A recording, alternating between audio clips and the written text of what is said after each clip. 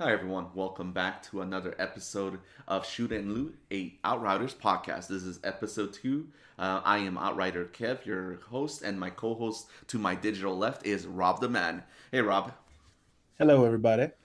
All right, so Rob, we got some good news these last couple weeks. Ever since we tried out the demo, we gave our impressions the first time on episode 1. We talked about some of the patch notes that are going live now today, this week for what's being patched in the demo. How are you feeling about the game after you played that demo initially? After we had, last time we spoke on the podcast. I'm kind of in a suspended animation state. The trailer that they released was really exciting. It had a lot of cool features that weren't in the demo, and that I didn't think were even going to be in the game. Features that we talked about in the last episode, like the convoy and the creatures and all that stuff, the wildlife that you have to shoot and all that. Right. Yeah, so it's I can't wait for it to come out. But I'm kind of in a state of suspended animation, just waiting for the game to actually drop. Yeah, because I want, like, at least for me, like, after playing the demo, getting every single class up to level 7, like, I'm good Yeah, for now because I don't want to burn myself out on that game. Yeah, you can go ahead exactly. and try to see if you can get those legendary weapons to drop. Some people have been just grinding those legendary weapons at least to see if it drops for them on the demo. I'm not Yeah, about that because I want to make sure that I can save that full energy for when the full game comes out. And right now, that's a there's good no point. lack of games you can play, especially on Game Pass. And Yeah, speaking of Game Pass, recently they made an announcement that Game Pass will be having Outriders for free for all Game Pass members starting April 1st.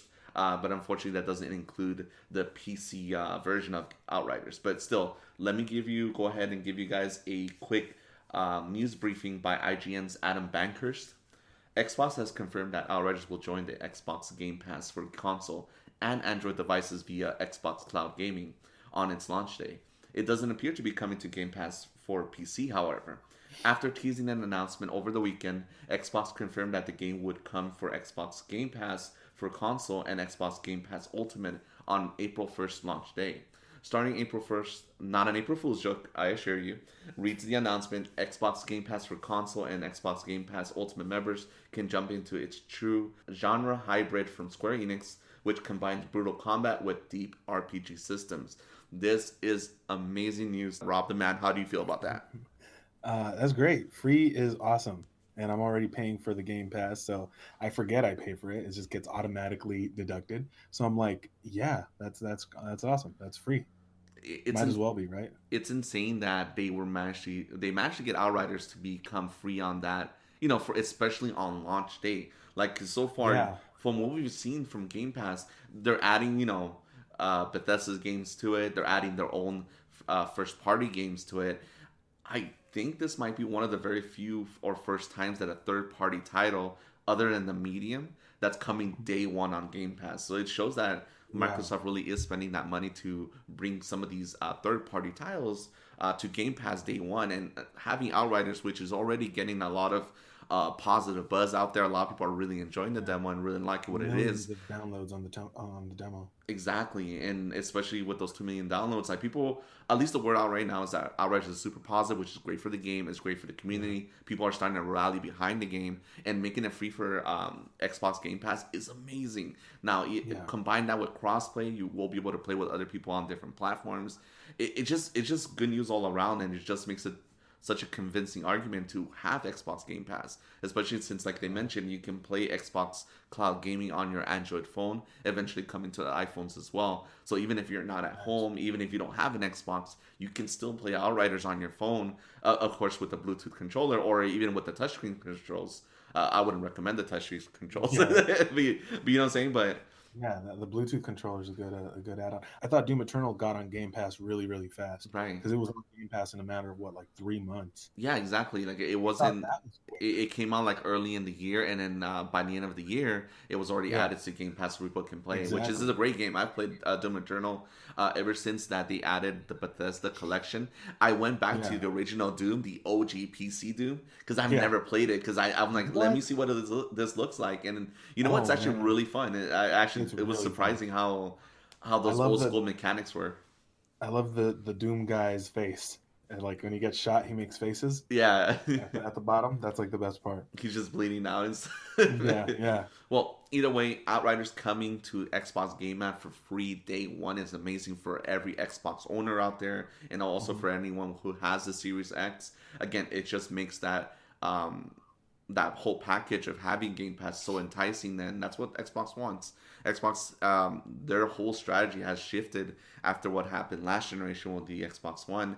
Now they're really into making kind of that Netflix model ecosystem, but for video games.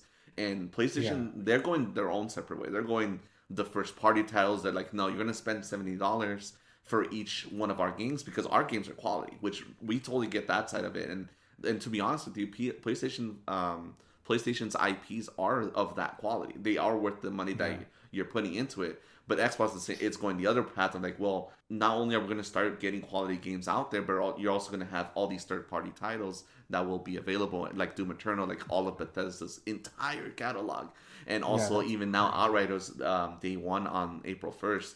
I mean, we were already gonna, give Xbox our money so we can play the game together, so we can cover it Yeah, for the podcast. And now we don't have to, spend that money now on it. It just keeps it's saving a us smart money. move. It's a smart move. I feel like I'm right in the demographic of why they did this. Like I feel like that's money that I could put towards getting a Series X. You know what I mean? I already had the money set aside for Outriders. I was like, yeah, I'm gonna pick it up. Blah blah blah blah. I'm gonna get it. That's my Outrider money. You know, and it's kind of crazy that they did that because it seems like the point is to get as many eyes on these games as possible and get as many hands on controllers as possible. And it seems like the way to do it as far as like let it come out free on launch day for Game Pass subscribers.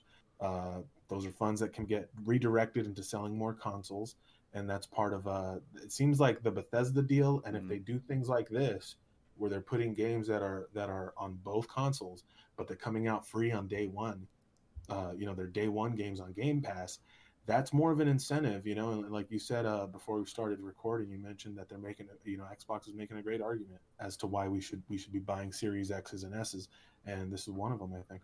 And even if you don't have it, just even having a phone, because Android they can play all Oh these yeah, games on cloud and gaming. And I've tested it out on my iPhone, at least for the remote, and for on someone else's Android phone, it works, Tito. yeah, Like it's yeah. not like how it was on the PS4 on the Xbox One It generation, was where they janky kind as of try to hell. do like remote gaming. No, it actually does Yeah. work on their side, and it's not like Okay. Stadia where you need to have this consistent signal. Like it is work. It does work if you have the cell phone reception, but either way, Yeah. even if you don't have an Xbox One, Series X, or an S, again, they want that money. They want you to subscribe, and they want to go after that mobile market as well. Yeah. Yeah. No, like you put it greatly, man. They're making a good argument. Exactly. They're Well, making a either good way, argument as to that's why amazing news that Outriders is coming to Game Pass day one. If you are an Xbox owner and you're thinking about getting a game, I mean, you can always spend that $60 if you don't want to be subscribing to Game Pass because again, a Sure, lot of sure. these subscription services they kind of want you to forget that you're even subscribed because some people will forget that they're even subscribed to a service and be I paying do. that for months and months on end. I'll be honest with you, I've used my Game Pass every single month. Every time there's a new game, I always give it a spin, try it out. Yeah. I even bought in games off of when they're about to leave Game Pass. I buy Yeah. games because I like them so much. You know what? I'm going to give you my money because I want to keep this game in my catalog. And You I know think that's true. Yeah, I've done the same thing with Red Dead Redemption, and then bought the DLC. I don't even own The Witcher, and I bought the DLC for The Witcher because it was on Game Pass, and I fell in love with it. exactly. Well, either way, it's great news for our Xbox Outriders out there. We're going to go ahead and join you day one to make sure we can play the game and see how everything pans out. Hopefully, everything looks good. Let's hope that the servers, maintain their stability when day one comes out. But either way, let's go ahead and talk about the next set of news that came out this week. Square All Enix right. had their event on March 18th. It was called Square-Enix Presents, where they announced some new games. The biggest game that they announced that day was a brand new IP called Forspoken, which is looks like an RPG slash reality hybrid where a girl she literally straight up says, "Is that a motherfucking dragon that I'm seeing here?" And then you see this giant dragon appear in the middle of the city, and it's like such a cool thing because it's such a genre bending looking game where like you're taking a present day setting and then throwing a huge fantasy vibe to it, and then you have magic and all this stuff. But among those announcements, they made announcements about Avengers. The other games that they have on the staple. Tomb Raider's having a 25th anniversary, and they're having a lot of things to promote Oh, that.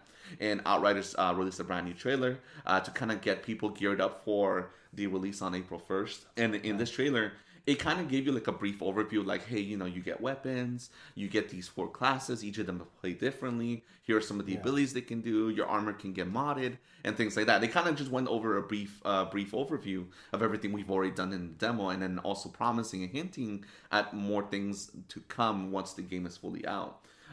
One Yeah. of the things that I wanted to mention was that they gave us at least a name of one of the locations. Because right now we're in the wasteland. We're just stuck in the base in the demo because we're about to go into the part where we're going to branch out of that area and start going into Planet Enoch and see what other locales they have. Right now we've gotten at least one name for the snow-capped mountains called Eagles Peak, and they also showed imagery of jungle areas and arid desert terrains and things like that. What did you think about that, Tito, when you Rob the Man, when you thought about these new locales? Because again, we've been just stuck like in the wasteland, kind of like Mad Max locations. What do you think Yeah. of these new locations that they showed off in the trailer? I think it's cool because I mean the little clip when you're loading the game of that feathered dragon creature Hmm. flying, like you see snow, you see all kinds of different terrain in the previous trailer, and in the demo you don't see that too much. You see kind of that one area. So seeing that, you know, the way the terrain gets you get variety in the terrain, uh, the convoy, the wildlife, the type of enemies, the way you upgrade your each class. There's a lot of stuff that you don't see in the demo, and it's very enticing. I don't know. I really dig it. Made me want to play it more. Exactly, because I'm excited to get out of where we're at right now in the demo and go straight into those areas because Yeah, that's yeah, where you're gonna get a lot more variety and a lot more beautiful scenery. I understand why they did it. exactly. Like this is a good stopping point for the demo because they don't want to give you too much because they want you to buy the game. This is like Of course. it's one of those things that happens with demos where like if they give you too much, then people feel like they've gotten what they got out of the game. But if they give you too Right. little, people want more. And and that might actually put off people because like, oh, is this just what the game is? Is it just wastelands? Like, no. That's why they Right. released this trailer out to let you know, hey, what you played isn't the final product. There's all this stuff that you haven't seen yet because we're waiting for a release to be able to show Waiting for you that. all Yeah. that we have set up for you. Yeah. It seems the way they were talking about the side quest too, how expansive each side quest is, or not each side quest, but how expansive Hmm. the amount of side quests there are. That seemed really cool too. I thought it was going to be a little bit more linear. Right, and I'm glad that they're adding side quests and more things for you to do. I know there's a Yeah. couple of side quests we've already done in the game. Some of them are Yeah. really funny, like when we had to save that one captain and he straight up just gets killed at the end of that whole mission. It's like, why did we even do any of it? Yeah. I thought like Yeah. the It was humor, the great. campiness of it is always really fun. And I'm just ready for more to see what else they can have and what other Yeah. creatures we can hunt because even looking at that trailer, you see a lot of the monsters that we have for us to fight, and even an enhanced version of those monsters that look like they're monsters that have anomaly powers as well. That's gonna be exciting as Right. well too. Yeah. Yeah. That's really cool. What did you think about the way that they showed off the classes for each? Sorry, the way that they showed off the abilities and the playstyles for each class. Because I know, like, I mean, we play pretty much a lot of the classes already, but the way that they showed off these classes at their end game levels of what they're gonna look Yeah. like and what they're gonna feel like once you get to a higher level. I mean, it's exciting because we just kind of scratched the surface with each class. I think the cap was level 7, so like, it makes me want to go further in and see what else, uh, how far you can upgrade the armor, the guns, and the skill tree, and even within each class, uh, where to go with the skill tree is really exciting. I wonder, how it would be to play as a balanced, with a balanced skill tree where everything's kind of even, or if you just go real hard into one. You know what I mean? Exactly, So it and seems like there's some interesting decisions to be made as you upgrade your character. So that's what I thought. It just, like I said, it just makes me want to play more because I'm like, all right, like I didn't think it was. I thought the game was going to be kind of just like a run of the mill, shoot and loot, right? right. But the customization is really expansive, and that makes it really exciting.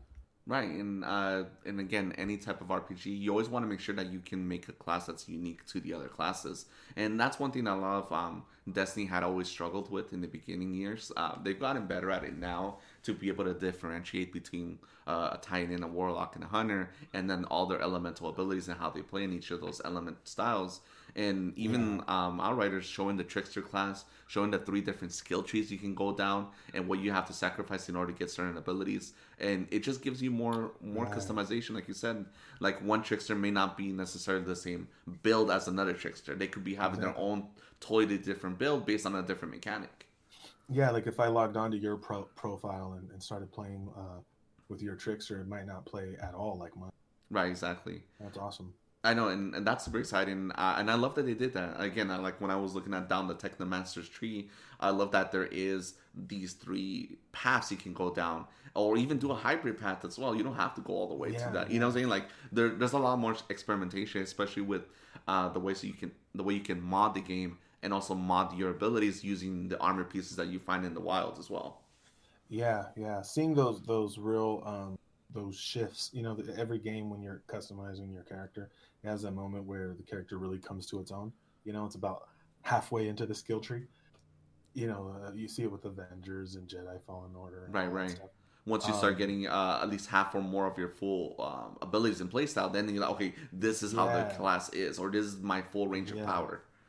Yeah, exactly. So that's the part I want to see. It's like when you have all those skills, and I'm kind of excited to like build an entire, go down one path and build it, and then just totally reclaim the skill points and then rearrange them, and then just see how that changes the play style, and see which skill tree is conducive to which abilities. You know how Right, you can set the three abilities that I think it was like 9 or 10 of them or something like that. right.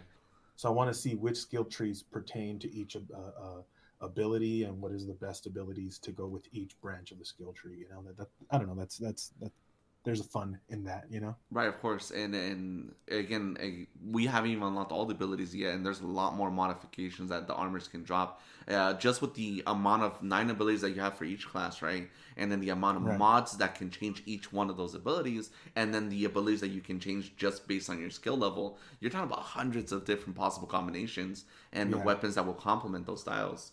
But either way, Yeah. that's super exciting. Another thing that I wanted to touch on the trailer was that they had mentioned, hey, you're gonna need all your crafter, you're gonna need all your abilities, you're gonna need all your mods on your armor because you're gonna need it for end game content, which they call expeditions. Now, when you saw the Nice. expeditions about the monsters we're fighting, the hordes that we're gonna go head to head with, what is it that you would want from an end game content such as Outriders when in these expeditions as compared to, I mean, I'm sorry to say it when we're always shitting on, but Avengers, where like the end game is just isn't there. What type of end game do you want for this game? That's what I was gonna say when you asked me. I was like, you know what I'd really like? I'd really like for this game to have Taskmaster and Abomination. That's what this game's missing. No, I don't know, man. I think versatility is what I'd like. Something that doesn't make the game feel stagnant. I mean, you see games, for example, like Red Dead Online. It doesn't feel like end game content. You know what I mean? It Mhm. feels like you're playing a brand new game as a different character. Even though everybody's doing the same thing, but between the bounties and just running into other players and things like that, it feels like its own world. Right. It'd be nice to have something like that where there's enough side quests, there's enough expeditions, and enough of a variety of them. Hmm. Let me try that one more time. I struggled saying enough enough of a variety of different expeditions and different types of objectives that'll help keep the game alive. No, yeah, definitely. And Not feel like you're just Pac-Manning it. I mean, there's nothing wrong with the good gameplay loop. Like I know I play some like smaller indie games that where they don't, Mhm. it's just they're what's it called, roguelites, right? Where you die, you Yeah, have to start over and then try to go as far as you can the next time. And even yeah, that yeah. gameplay loop, as long as it's fun, it's always Of good. course. The problem with Avengers is that Yeah, it is fun to play, but the problem is like there's just no incentive of picking it up again. Like once you reach max level, what is there to do? Why even get there when there's nothing that requires it? right, right. But either way, Outriders does seem like fun. I know in the earlier marketing material last year they had mentioned that expeditions and everything related to the end game content is not recycled content from the main campaign. The main campaign is its own thing. Once you reach endgame, that's going to open up an entire different slew of missions and locations that are only dedicated to endgame. Again, but we've heard this before with Destiny. We've heard this Exactly what I was before with gonna say. Avengers, where they'll market Yeah. like the things we want to hear, but then when it comes out, it's not there or it's not complete. I just hope that Yeah. Outriders isn't, falling in the same trap. I want to trust in People Can Fly because they've made some really good games in the past and they have a good pedigree, just like that trailer had. I love how the trailer really pointed out that, hey, this is People Can Fly. They have helped make Right. Bulletstorm, the Gears of War franchise. They were part of the Epic Games crew. Yeah, they really emphasize that, hey, this game is made by a top tier developer that knows this genre and knows this space. I just wish, Yeah. but the thing is, like, again, just like Crystal Dynamics with Avengers, they're they make shooters, they made single player shooters. Do they know how to make something that will last? Not a live service game, but something that will stick around with a little bit after the game is done. You know? Some longevity, so you feel like you get your. That's all we want, you know. But I mean, Outriders is free, so Right. At least for So, Xbox owners. Well, that's which is always a yeah, good yeah, thing yeah. because hey, people on Xbox are going to play it for free. They're going to come in droves, and they'll let everyone else know about whether if other people should pick up the game too. Because you're going to hear all those takes out there, and then we're going to have our own takes as well once the game comes out. Yeah. Well. All Exactly. right, Tito, Rob. So now let's go over to some of the other things that they showed off on the trailer. Mostly the convoy. What did you think about the convoy mechanic in the game? That was cool. It reminded me of the Mad Max game from a couple of years ago. Yeah, I love that game. I liked oh yeah, it's real fun.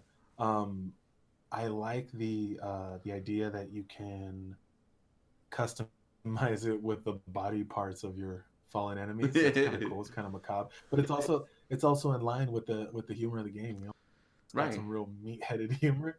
So Which is always great. it's cool. And Yeah, I it's love that cool. you It's can like customize the combo, like you said. You could put the vanquished skulls of your enemies on it and stuff. And then it's insane that they say you can bring it with you on your multiplayer game. Is it a loading screen? Is it a base? We don't know yet because obviously in the yeah, demo they don't really give you access to it. You haven't even gone outside of where you're at yet in order to even use the combo. We just see it in the beginning tutorial missions when we first land on Planet Enoch. I want to learn more about the convoy as far as how it works, but like I like where like again the customization seems to be like a strong point because I mean every time you play through it, if you're with friends and the different play styles and all that stuff, it's never going to feel like you're playing the same game twice, I guess, you know? So Right. I'm really curious to see how the convoy fits into all that. I'm not sure exactly if it's going to be like a Destiny ship type of thing or like even the ship in Warframe. I'm not sure if it's going to be like that, but I want to see how the convoy customization affects the gameplay, you know? Right, exactly. Like, Yeah. is it just a glorified menu? You know what I'm saying? Is it just a loading screen thing where it just shows Yeah, up in the the background? glorified I menu. mean, that's always Like still cool. Like, even in Destiny, yeah, I'll have all these ships. But again, for me in Destiny, like, yeah, you can have all these ships, and some of these ships are prestigious or look really nice. But at the end of the day, it's just a loading screen. It's just something you see in the background. it would be It's really not like you nice if actually there fly the was. ship yourself. You know? It'd be really cool if the effects kind of have I'm sorry, if the customizable features of the convoy have a status effect on the way you play. You know, so Right. if you put like you kill like an ice beast or something, right? And then you put their head, their skull on the grill of your truck of the convoy. Uh, do you add freeze damage to like the team? You know what I mean? Like, Hmm. is it something that's applicable to the gameplay, which I think is kind of cool. Like Right. that would be the way to do it versus just having it be cosmetic. I'm not, I don't see. It's fun, the cosmetic stuff, but it'd be nice for it to actually have some kind of impact on the gameplay. You Or at know? least some utility, at least at minimum, right? Um, Sure, sure. that I don't know if you ever you've seen Diablo, right? You see how that game plays, right? Yeah, yeah, yeah, Okay, there's yeah. a game called Torchlight, which is a Diablo-ish game, right? Now that game had a Uh-huh. fun little mechanic where when you're out there in the dungeons or you're out there killing monsters and picking up new loot and armor, you have to go back to the city and sell everything, equip stuff, things like that, right? And it kind of takes you Yeah. out of the gameplay. What Torchlight did was they added a pet mechanic where you have this customizable pet. It could be a dog, cat, little dragon, whatever you wanted, as long as you Nice. unlocked it. And it would sell the stuff for you. It would go back to town and then come back to the dungeon after a couple minutes. That's cool. That's At cool. least See, even something like that. Yeah. yeah. And I'm like at the Oh, same time, like why even have a town then if that's the point? But either way, it's still cool to have yeah. something like that, something that you feel is unique to your character and something that has some utility as well.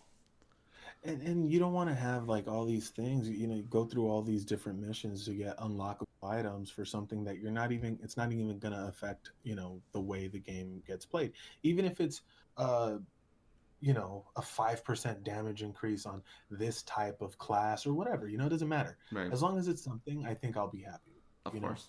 Well, If either it's way, nothing, then I think that'll be, I think that'd be a little disappointing if it's yeah. nothing, but hopefully if it's nothing, it doesn't affect the overall gameplay experience. I just want to see like it'll be worth it for me if we get to an end game level and that our combo just looks like a freaking fucking behemoth filled with fucking death Yeah. skulls and all this. Even then, just Oh yeah. something nice to look at would be really fun, The magnum opus, man. right? Yeah. Okay, well, that's pretty much all there is for the news. Again, it was just a brief overview. Outriders is coming out on April 1st on Game Pass, free for all Xbox subscribers. And we have that trailer that goes into a little bit of what the game is going to offer once the game fully comes out and shows us a little bit of what the end game and the environments look like. Well, Yeah, other go than watch that, the let's trailer. go into our next section and we'll go ahead and shoot the captain. We'll be right All back. right. All right, everyone, welcome back. This is our segment of the podcast that I always like to have fun with. We call it Shoot the Captain. We can talk about anything regarding what we've been playing, new games we're playing, complaints we're having about other games or other things, or any type of media that's out there. For Avengers. today's what? I'm sorry, I cut you off. That's I said it. I said Avengers. Avengers, right? I know, Yeah, fucking just Avengers. I mean, they're making some good strides now. Like they're making some, I hope. some good Yeah. changes, and hopefully they pan out. I really, really wish. I hope it pans out because it'll be better for all of us if Yeah. these plans do come into fruition. But either way, Yeah. for my shoot the captain segment, I want to bring into light that you know what, Series X, Xbox Game Pass is making such a convincing argument of being in that ecosystem for pretty much a lot of indie games and third party games. Now, I did want to bring and read everyone this article, which you can find on Kotaku. This is by a writer called Zach Zain. I'm sorry if I mispronounced your name, Zach, but Zach Zwizen. I'm not entirely too sure. You can read his article on Kotaku.com.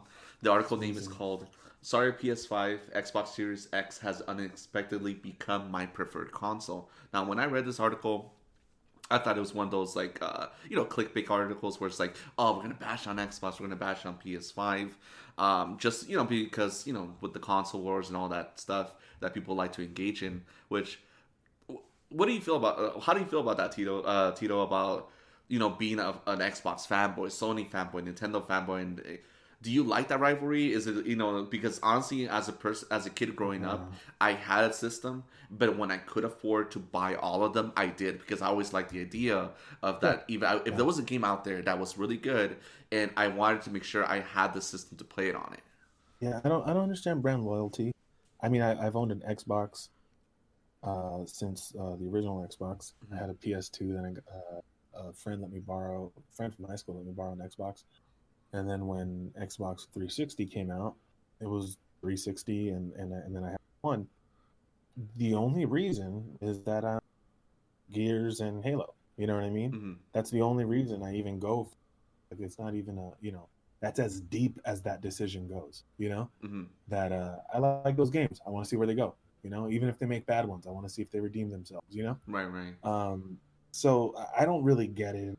Friends who they'll talk shit for trying to convince me to get a PS whatever the hell it was, and I think it was a PS3 at the time, and I don't get it. It's like it's I'm sure there's games I'm missing, but I can go. I don't see I don't see the point of the rivalry if you're not a representative from either company. Right. We're just consumers. Just consume what you want to consume. Exactly. And again, like I mentioned, even since I could afford it, I always did try to get every system. Not because I was trying to be like, oh, I'm gonna play all these games and all that. No, like I ended up getting the system because I did want, if there was a game I wanted to play, I wanted to make sure I had the opportunity to play it, even if it was going to a friend's house. Because again, I like as a person who had all the consoles, my friend Christian, he would come over all the time to play games that he never got on his Xbox. Yeah. You know, like Final Fantasy, things like that, games that he loved. Oh, yeah. He always came over for that, and I never, held it against him. I never told him, oh, you got to play a PS5. No, come over, let's play it, because I have it as well. I played Spider-Man at your house. Exactly. You know? And I want to be able to share that love of games, especially for a game like that, like Spider-Man, where we know it's a Sony exclusive, and you got to play a good chunk of it so far. I mean, we never finished it, but you got enough out of it where, like, you know what, this is an amazing game. I know that I want to finish it. You know what I mean? And then on top of that, it's like, you get all the, you want to play the best of the best, you want to play the best the industry has to offer, there's nothing wrong with that either. So I really don't understand the rivalry, but I get it. Right. Well, either way, let's read Zach's article because he touches on something that I thought was really interesting, especially now that I have my Series X. Just to FYI, I do not have a PS5. I am going to buy a PS5 at some point, I'm sure. I'm just trying not to kill myself to find one. You know what I'm saying? I got my Series X. I'm good for now. Once the PS5s become, widely available where you don't have to fight for one, that's when I'll go get one. You know what I'm saying? Okay, so the article starts with, I started this new generation of consoles with the expectation that I would be playing most of the games on the PS5, like how I played most of PS4 last gen. But nearly 5 months later, I'm spending most of my time on the Xbox Series X, and I feel bad, like I'm ignoring my PS5. I was lucky enough to snag both new machines at launch. I didn't use any special connections or industry contacts to get them. I just had a lot of tabs open and began to hunt for consoles the moment pre-orders went live.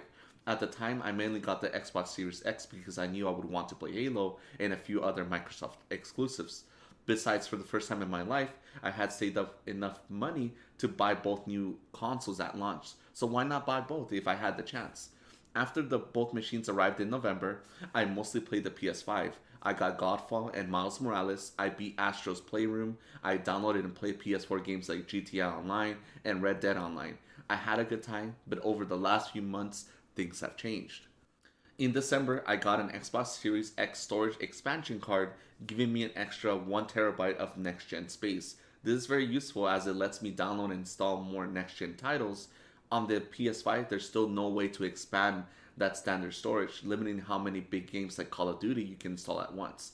I also began to download more Xbox 360 and Xbox One games that I owned and found that they had played great on the new machine. Game Pass began to add more games to my growing list of stuff to play. I started taking advantage of the ability to bounce between my Xbox One, PC, and Xbox Series X, with some games letting me play anywhere and no save transferring needed. For example, Gears 5. I started replaying the game on Xbox One, then moved to the PC, then moved to my Series X while my girlfriend plays something on the PC, and then moved to the xCloud on my phone when I want to play in my living room near our fireplace during a cold night. And it just worked. I didn't have to manage saves, installs, or anything. It was seamless. This also happened with Watch Dogs Legion. I started playing on my Xbox One, then I got the new console and booted the game on the Series X. All my progress, achievements, and saves were there waiting for me. No fuss, no extra steps. Meanwhile, on the PS5, I was able to move my saves over from Assassin's Creed Valhalla, but I didn't get all my trophies. I accidentally downloaded the PS4 version the first time I went to install it, which was annoying and a waste of time. Another big reason I spent more time on my Xbox is backward compatibility. Sure, almost every PS4 game works on PS5, but no PS3 or PS2 games work on the new machine. Over on the Xbox, I've been playing 360 games, Xbox One games, and even an original Xbox game. They look great too, thanks to the Auto HDR feature built into the new Xbox. And recently, older games gotten even better on their Series X with the FPS boost feature. It's still limiting, but being able to play through New Super Lucky's Tale at 120 frames per second was fantastic. The Master Chief Collection also runs at 4K 120 FPS, and it has become one of my most played games of 2021. It's also nifty that I can bounce over to the PC to keep making that progress on my account. Even Game Pass is another big reason my PS5 is starting to collect some dust. I just downloaded Dirt 5 on my Xbox. which was recently added to Game Pass. I didn't even turn on the console. I did it via the easy-to-use Xbox app on my phone. In fact, I could just play it on my phone via xCloud, but I'm going to wait and play it on my big, dumb 4K TV with 120 FPS mode enabled. I assume that as more big Sony games come out, like Horizon Forbidden West and Ratchet and Clank Rift Apart, I'll find myself spending more time on PS5. But if you're currently trying to buy a next-gen console, first of all, good luck. Second, if you aren't super picky, I think right now an Xbox Series X might be the best bet, especially if you care about playing older games or are willing to pay for Game Pass. And after I had read that article really spoke to me, not as an Xbox fanboy, because again, I don't have allegiances. I play where the games are. I play with whatever ecosystem I like the best. In the last generation, unfortunately, PS4 was the ecosystem to be in. PS4 was the most intriguing ecosystem. I played way more games on my PS4 last generation over my Xbox. Even though I know my friends are on Xbox, again, PS4 just had the games, had the more exclusive titles, that had the things that you wanted to play. And just like this article mentioned, things are starting to shift. Xbox is making a hard argument to not be in their ecosystem. A lot of the things that he mentioned of installing the game from your Game Pass, as soon as the Game Pass comes out, that game comes out on Game Pass, I pick up my phone, I install it, and when I get home, it's already installed. You know what I'm saying? Like, it's those small features in that ecosystem and the seamless transition between save files. I played Gears of War on the Xbox One. I did exactly what he did. I played Gears of War 5 on my Xbox One, switched to my PC to play it there too because it had a higher frame rate boost. It saved my progress, and I went back to my Series X this week, and guess what? Everything was there. All my progress was saved, and new features got added to make the game look even better on 4K. Pretty much my main thing of what I want to pull out of this conversation is Xbox is slowly building this ecosystem where, yeah, the PS5 may be the hot item right now, but there's a lack of storage. There are exclusive games there, but when it comes to third-party titles, when it comes to indie games, when it comes to older generation games, because some of these older games, they're not done yet. I played Jedi Fallen Order not too long ago because of the new upgrades, and there was a whole host of things I totally missed the first time around.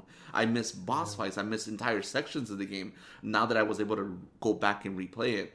And pretty much my point is Xbox is doing a lot of things right, and I think they are slowly moving the needle, while I feel like PlayStation is kind of like sleeping on it, or they're resting on their laurels since they're ahead of the industry right now. I see that. Right? Yeah, I feel like Xbox is or Microsoft is embracing kind of a newer style.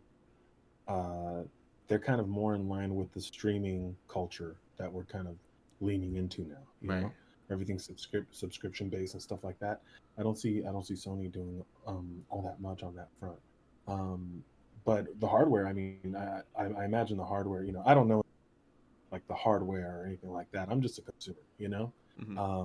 But I do see that, like, I feel like the Xbox is like an all around entertainment, you know. And having the pass, I mean, I don't buy games anymore. You know, I just see what's on Game Pass unless there's a game that I'm specifically, you know, excited about. Right. But you know, before I used to just purchase games and it was hit or miss. You know, sometimes the reviews were good, I play the game, like it, or the reviews are bad. And I just go on, you know, take a leap of faith, and I end up loving the game. I played so many games that were like the biggest piece of shit game that I love, that I know is a dark horse for most people, is Agents of Mayhem. That game deserves every negative review that's out there. But guess what? I fucking enjoyed the game, and there's a lot of great parts to that game that I think a lot of people ignore. But you know, that's a different conversation. Yeah. No, I see the ease of access too, just from going, you know, the cross play, going from one device to another. I don't see if Xbox did it or Microsoft did it, I don't see why Sony wouldn't do the same thing. If they're kind of you know, they can do the same thing. It can be done. Why wouldn't you? You know what I mean? And it's just that I just feel like they're just not putting as much effort into it. I think their focus is to have great first party games. But recently there was news of the Avengers update that came out on March 18th, right, for the PS5 and the Xbox Series X upgrades, right? Yeah. Guess what? On the Yeah. Xbox, it was a seamless transition. People were able to upload the game, get the new version, and be able to play their old save file from the Xbox One to the Xbox easily. PS4 had this whole host of issues where people were losing their save files. The PS4 Oof. version wasn't transferring properly to the PS5, or people were re-downloading the PS4 version again instead of the PS5 version on their new PS5s. It's Oh, small that's things like great. that that eventually add up and waste your time. Just like in this article mentions, that Yeah. Xbox is Yeah. making a comprehensive ecosystem that where everything is working together, and the PS5 Yeah. isn't doing that because let's be honest, they're ahead at the game right now. Xbox has to Yeah. work harder in order to make sure they can get a big enough subscriber base to be able to enjoy those features on the Xbox system. But again, that's what breeds competition. That's what lights a Right. fire under Microsoft ass, to be able to push these boundaries, to be able to push and be able to have these people who do subscribe to Xbox to let people know, hey, I was able to play this game for free on my Game Pass. I switched between my PC, my phone, and my Xbox Series X, all seamlessly within that same day. Can you do that, Yeah. Sony? Can you do that on your PlayStation? No, you can't. You know why? Because Microsoft's Even putting the money. They're putting money where their mouth is. And Phil Spencer had right. always said since the beginning that he took over as CEO that he wants. They're not happy with Xbox being second place. They want to win, and honestly, all these initiatives and features that they're doing, it only reinforces that goal and drive that they want to make sure that they're ahead of the game. And honestly, at least when it comes to technology, when it comes to this transition from last gen to next gen, from last gen to current gen, they really are fulfilling that promise. Yeah. There's a I don't feel that competition between companies like this or opposing products. You know what I mean? Or competing products. I don't think the competition has to be who's on top and who's the numbers speak, right? Right. But I think that there's something to be said over the experience of it. How seamless it can be, the ease of access of it all, and also these companies finding like carving out their own niche. You know what I mean? Like if Sony is the market where you buy a high powered machine and you get high powered products, great. Hmm. Like the really good first party games or whatever. And then if Microsoft is where you get like this convenience and this smoothness and this, if that's their niche, then I think they should just lean into their own niche and be what you are, but do it better. Exactly. And Instead of trying to copy each other, because then you end up with something that's like a degraded clone of what was already there. right, It's not exactly. gonna. Yeah, Yeah. and which is really interesting because being a person who's played for video games so long, the main two that always competed with each other was Nintendo and Sega, right? And after that, it Yeah. became PlayStation and Xbox. And for Yeah. a long time, PlayStation and Xbox were pretty much the same box. The only difference was which games were on which. Now there Yeah. is a Yeah. differentiation between PlayStation first party titles on this side, Xbox subscription based model, a la carte, Right. buffet style. You can try all Right. these games for free and get a discount before they get out of Game Pass, and you can stream them to your phone. You can stream them to your Xbox One. You can play them on your Series X, and they're all gonna transition with each other smoothly. Nintendo, Right. it's gonna Nintendo. They have a handheld system. It's a hybrid. They're still pumping out amazing games like Mario Odyssey and Zelda Breath of the Wild. And they have their own ecosystem where they're appealing not only to families but also to young and older gamers at the same time, but always putting a fresh new spin on their IPs. Because I've never played. Well, I mean, I played some Mario games, but not every Mario game, but every generation of Mario game is different from the other one because they're always trying to Yeah. reiterate itself, and they never Yeah. just rest on becoming a 2D Mario game and just make 2D Mario games for 20 years. No, they're always like, hey, Yeah. let's put a spin on it. Let what is this generation's Mario game going to look like? What technology is available Right. that we can make this a great game? The funny thing too is that that's literally been happening since the very beginning. That Hmm. the props I give to Nintendo on that front is that they make sure their games are fun. It doesn't matter, if the graphics aren't all that. When Wii came out, it wasn't HD, and that was a big point of contention for a lot of consumers. But you know, the Wii was one of the funnest consoles. It was when everyone was sitting at home playing single player games. I remember, going to friend's house and having four people standing up in the living room like idiots, pretending that they're playing tennis, and you know what I mean? Like, Right, no, it yeah. was fun. It was like a party console. Exactly. So that kind of goes to what I was saying about the niche of, figure out what you're good at and then become the best at that. You know what I mean? And I think that's, they're way ahead of the game on that. That's Exactly. exactly what they're doing. And But like, it adds variety to the industry. It's good for the industry to have that stuff. yeah, definitely. And again, like you said, it makes a compelling argument. Let's say if you have a PS5, you have your Switch, you don't buy an Xbox, but guess what? You have Game Pass on your phone just in case you want to play some Xbox titles. That's great. You know Yeah. what I'm saying? Like, that is Yeah. possible. That's insane. That's even possible now. Yeah, that's true. And I mean, even now, game that crossplay, you could have Outriders on PS5 and play it on, be playing with someone who's playing it on Game Pass on their cell phone. Exactly. Like And that is kind of nuts. right, and I love that we're finally It's a wonder why again, people- like as much as people want to bash on Fortnite, they're the ones that broke down that barrier. They're the ones that said, "Hey, let's have crossplay." And as soon as that wall came down, guess what? Now other games are trying to, be able to push that agenda too of what they want crossplay as well. Yeah, I think when Call of Duty did it, that's when it was like, okay, it went mainstream. You know what I Exactly, mean? like Fortnite opened the door, and then as soon as Call of Duty did it, it's like, okay, now there's no now excuse for other everybody's games to gotta do this it. either. Yeah. Now everybody's got to do it just because Call of Duty did it. Right, exactly. I'm hoping for crossplay for the Untitled Goose Game. Right. That'll be when that's when I can sleep happy. Well, that's pretty much all I wanted to do for my Shoot the Captain feature. I wanted to just emphasize that, you know what, Xbox is killing it when it comes to building an ecosystem. They are killing it when it comes to trying out new indie games, third-party games, Outriders becoming free, the seamless transition between your phone, the PC, and the Xbox Series X. If you have the ability to do that, trust me, it's an amazing and good experience to have, than knowing that it just works. You don't have to put any extra effort. It just does it on the back end.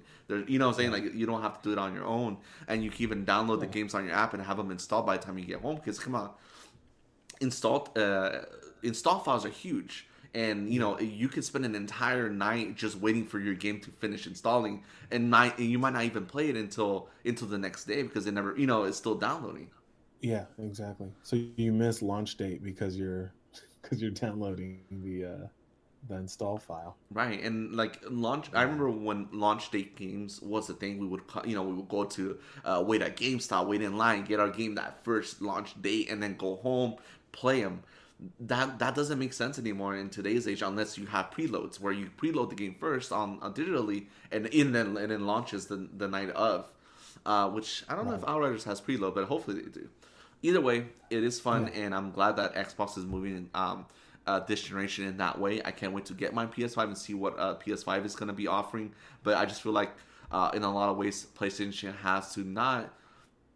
They are responding to what Xbox is doing. I just don't think it's at the same level that Xbox is.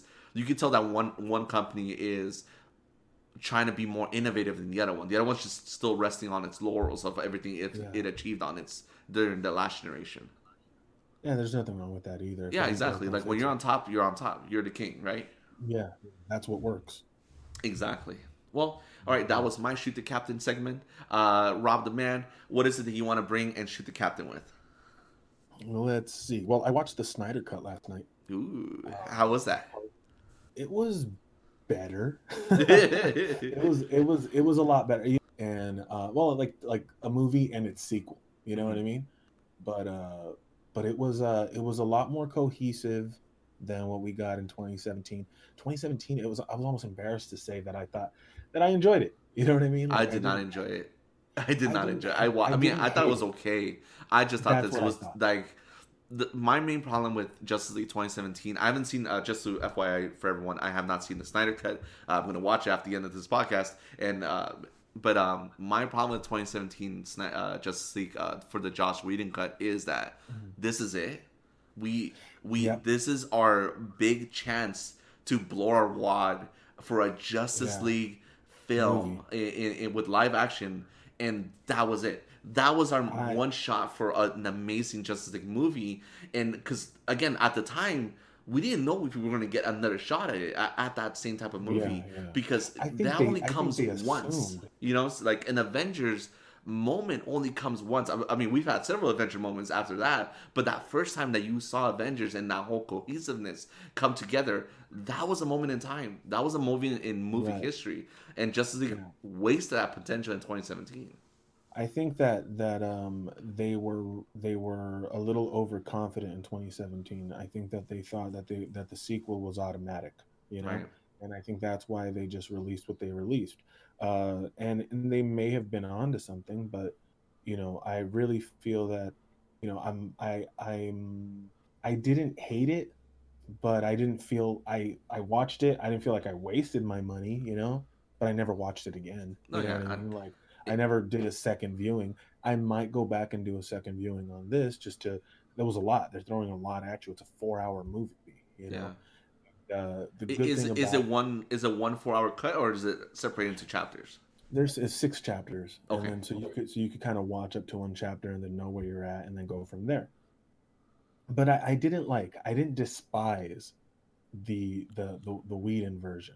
But after seeing this, and after all the things that came out in In light of interviews and after stuff the like that, 2017, all the yeah, I was production kind of issues with Zack Snyder, all the allegations against Joss Whedon, and all the things that happened with yeah, Ray yeah, Fisher. Like it kind of sucks that all this yeah, thing comes out. Like no one wants to. It's not that no one wants to hear it, but no one wants to hear bad stuff or bad experiences right, for these actors, because at the end of the day, they're just trying to do their job and trying to make sure yeah. that they They're make a trying to fun product for the people to enjoy. Yeah, they're just trying to make money by entertaining us. There's nothing wrong with that, Like Hmm. film is an extension of literature, and we need that as humans. We want storytelling. We crave it. Hmm. And it's a thing that's unique to us. Like as far as like people are the only animal that has storytelling. So like that we know of, but but like I thought it was very cathartic for I like it made me feel happy for like Zack Snyder, who finished what his initial vision was. Right. There were things that were a little, they felt a little juxtaposed, they felt a little slammed on top of the final mix, or the final cut. Hmm. They felt superimposed, like there's some obvious reshoots. They weren't Henry Cavill's mustache, but you know you could see a 250-pound Ben Affleck. You can see like a 120 Ben. He's like skinny, and it's Ah, like got you. and it's like, so it kind of like pulls you out, where it's like, wait a minute, he didn't look like that 5 minutes ago. Right, right. But yeah, he's like a deflated Ben Affleck versus like the jacked Batman that we all know. It's little things like that. It's nitpicky, and there's a couple moments with there's some moments that pulled you out of it, but overall it was one solid cohesive piece. And Yeah. the treatment of the villain, most of the runtime that was added to the movie felt like it was added by screen time with Steppenwolf and Darkseid. Hmm. And then there was also a lot of Cyborg, and then a lot of the team behaving like a team. A lot Good. of banter, a lot of rapport, a lot of like, okay, what's the plan? This is how we're gonna do it. And reading the Justice League comic books as a kid or watching the cartoons, those were some of the best parts. When they were like, okay, where do we go from here? And then you Right. see them interact. There was almost none of that in the Whedon cut. So Or there was some, but it was unearned because they just barely met 5 minutes ago, and they acted like yeah, they've known each other their entire lives. and straight up, Cyborg and Flash were a lot more cohesive, and there were a lot more, like, you feel for them more. It's almost there, you move certain parts, and the development is really, it's a lot more satisfying. Right. But it still has its problems. It's not a perfect movie. It's not on the level of a Marvel movie. Visually, it's every shot looks like a painting, so that's cool. Hmm. There's some Okay. CG that's not You, you fully meant fully. you mentioned a Marvel movie. Is this better than Thor: The Dark World?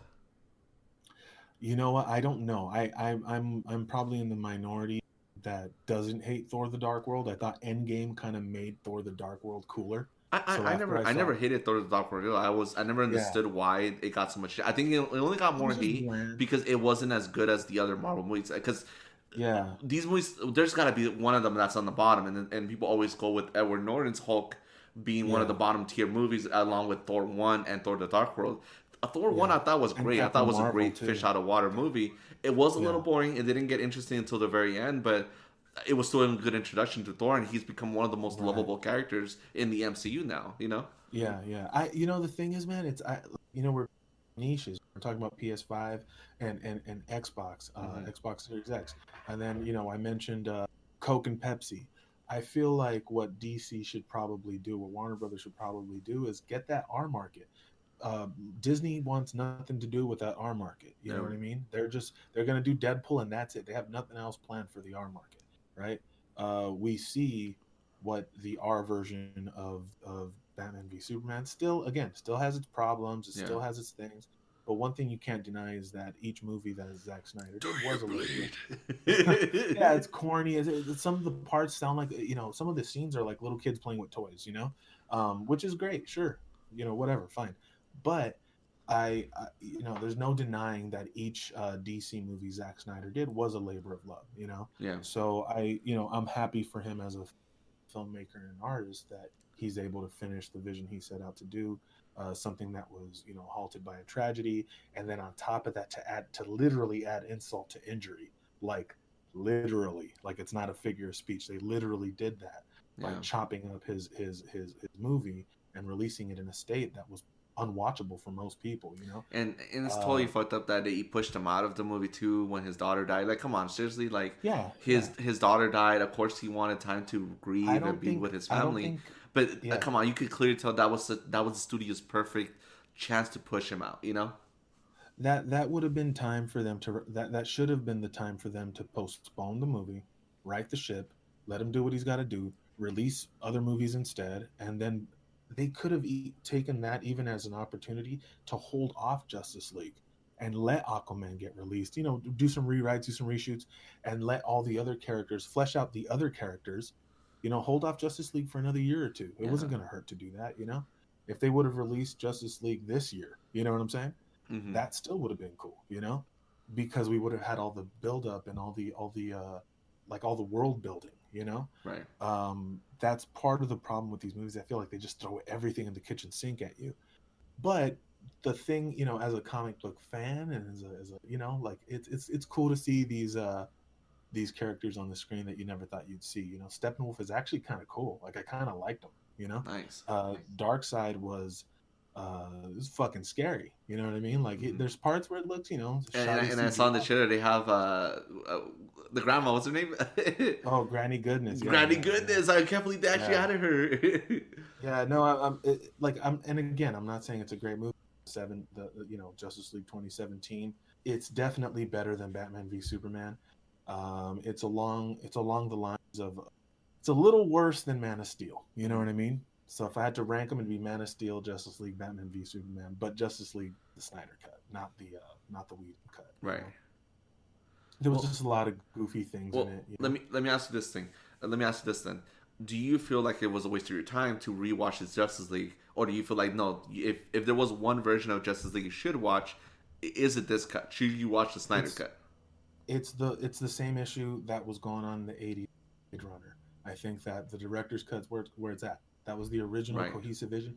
When you watch it, you're watching this cohesive movie that there's disjointed parts to it because nothing's perfect, but you're watching, and it's ambitious as all hell, so of course there's going to be a couple of loose ends here and there, Right. a couple things that weren't handled greatly, but overall it was enjoyable, and it was a pretty dramatic improvement on, and I'm sure people that like to pick these things apart and troll on things and stuff like that, or just love giving things negative reviews. I have a lot of friends like that Mm-hmm. that you know like they live to give negative reviews. For me, I'm just happy this shit's happening.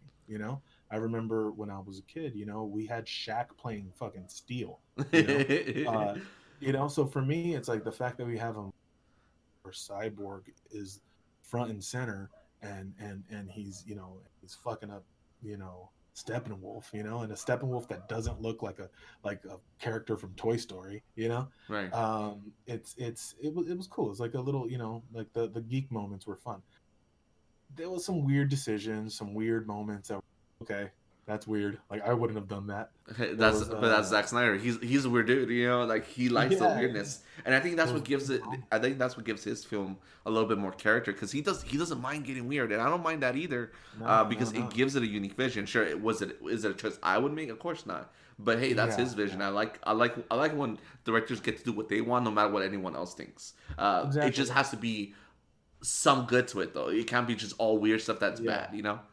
yeah. There was a lot of stuff in Batman v Superman that was like, what the fuck is this? You know, like, and it was just like little didn't need to be there, like Right. unnecessary shit. But either way, Same, you enjoyed your time with Justice League, right? for the most part, yeah. For the Okay. most part, it's. I'm not saying it's a great movie. I'm not saying that you sit there and watch all 4 hours of it at once. But if you wanted more if you wanted to kind of see what was intended to be, this is a lot better of a follow up to Batman v Superman in terms of correcting a lot of the wrongs in that movie. Right. This was a lot better than what we got in 2017, and it's respectful to the artist, you know, to the director, to the, you know. So I really, and to the actors too. I mean, there's so much good stuff that was cut out of Ray Fisher and Ezra Miller's roles, you know. Mm-hmm. So I thought that having that stuff back in there was like, it made me want to see more of Ray Fisher and Ezra Miller, and I was like kind of sad that Ray Fisher is doing, you know, like they're doing what you know, you know, he's kind of not gonna do it anymore, you know. Yeah, it seems like he's So not gonna come back for. yeah, he seems kind of fuck this about it, you know. Yeah. Yeah, but we'll see. I mean, it was okay. I think I wouldn't have paid to see it in the theaters again, but having it on HBO Max, it was like, okay, that's cool. Like I could, you know, we made a thing of it, you know. Right. It was fun. Does this get you more excited for the Flashpoint movie? You know, I just hope they just get their ducks in a row. You know what I mean? Where it's like I don't want to see people fail. You know, like Mm-hmm. that's not, you know, that's not where I come from. But I want to, you know, I want to see these things. You know, as a fan of these things, I want to see them go well, because I want to see more of it. And sometimes, you know, there's going to be missteps. You Right. know? So I want to see the Flash movie. I've been wanting to see it. Hopefully, they do the Michael Keaton thing that they're kind of that there's been rumors about. I do hope that at one point we get a cohesive DC movie universe. You know what I mean? Even if it is a little far out, artsy fartsy at times, you know, in a way that Marvel do, you know, or Marvel's just like almost like the characters feel so much more realistic in the Marvel movies, Right. you know. And the DC movies, they just feel kind of like literary archetypes more Right. than anything. I But was that gonna. was my take on that. No, definitely, and I'm excited. I'm still excited to see Justice League. I want to see that version because, again, I mean, I enjoyed, like you mentioned, I enjoyed 2017's Justice League. I just didn't think I just thought as the Justice League movie that we were going to get one shot No, at, it was it was a completely wrong. complete disappointment. Yeah. But hey, I'm glad they did it. They literally did the biggest Family Guy take two of a Yeah, franchise, which is Justice League, yeah. and that's something I wanted to ask you. I wanted to ask you if you were to give a take two to another movie or to another franchise, what would it be? And let me start off with mine, so that way you have some time to think Sure, sure, of sure. what you want. I Thank you want for to take two that. on Michael Bay's fucking Transformers franchise. I want to take Oh, two from Travis Knight, who did Bumblebee, which, in my opinion, is the best film out of those movies.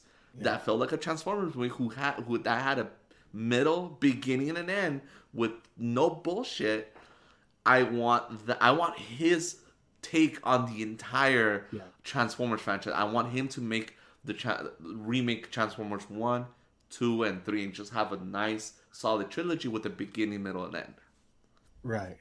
No, I could see that. That the Bumblebee movie was superior in every way In to, every way, I think, the dude. Like movie you had before that was The characters that you Last cared Knight. about. Bumblebee was great. Now imagine you had an ensemble of different Transformers. That would have been great. Yeah. I mean, come The on. even the 80s cheesiness that they embraced, it was like it was done, the cheesiness that they embraced was done kind of tongue in cheek, you know, like they knew Exactly. it was cheesy, you know. So It didn't have none of I these like like that. Michael Bay like bullshit that he likes to do in his movies. Where like, oh, let's have Oh cars, glamour, hot chick shots, yeah, like being yeah, like a teenage boy's fantasy. Which again, I don't exactly. mind that if it's done well. I just don't think it was done well after the first movie. I still love Transformers One because that's what started the Yeah. franchise, but it took a really huge nosedive after that. Oh yeah, yeah. It was the second one was bizarre, man. Yeah, Exactly. and last night I was angry.